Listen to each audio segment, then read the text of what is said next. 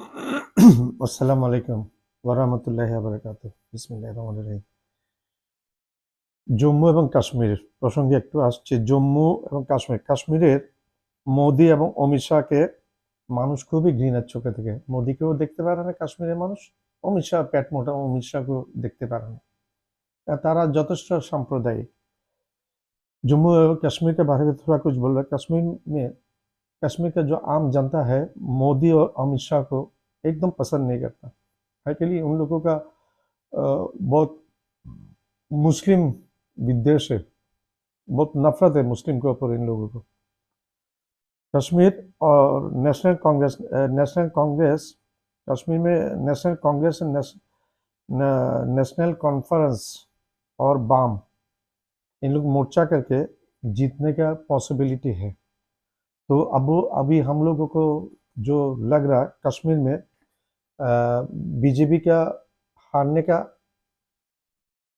संभावना बहुत ज़्यादा है।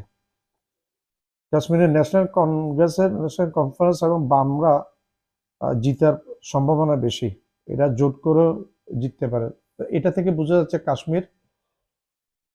কাশ্মীরে বিজেপির ইয়ে থাকবে না, বিজেপির রাজত্ব থাকবে না কাশ্মীরে। হরিয়ানাতে আসি আমরা, হরিয়ানাতে বিজেপির হারার সম্ভাবনা বেশি। হয় কংগ্রেস মেজরিটি পাবে, না হলে কোয়ালিশন করে হরিয়ানাতে बीजेपी हाथसारा होगा कन्फर्म। हरियाणा में भी एक ही चीज होते जा रहा। हरियाणा में बीजेपी हारने का संभावना बहुत ज्यादा है। कांग्रेस के पास, कांग्रेस अकेला नहीं तो कोaliशन करके वहां जीतेगा। बीजेपी का हारने का ये राज्य, ये जो स्टेट बीजेपी का हाथ से निकल जाएगा, ये कंफर्म हो गया। महाराष्ट्र में इलेक्शन है नवंबर में।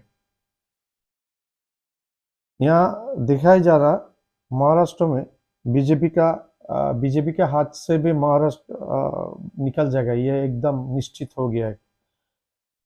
महाराष्ट्र ব্যাপারে আসি। মহারাষ্ট্রে ইলেকশন নভেম্বরে হবে। মহারাষ্ট্রে এখন দেখা যাচ্ছে মহারাষ্ট্র বিজেপি হারার সম্ভাবনা আছে, বিজেপির হাতছাড়া হয়ে যাওয়ার অনেক বেশি সম্ভাবনা আছে, এটা অনেকটা নিশ্চিত। এখন আছে झारखंड, जम्मू कश्मीर के बारे में बोला, हरियाणा के बारे में बोला, महाराष्ट्र के बारे में बोला। जम्मू कश्मीर ব্যাপারে বলেছে, হরিয়ানা ব্যাপারে বলেছে, মহারাষ্ট্র ব্যাপারে বলেছে। এখন बाकी আছে झारखंड। ये झारखंड में अभी समझ में नहीं आ रहा, जो कांग्रेस आएगा और बीजेपी आएगा, ये अभी भी समझ में नहीं आ रहा।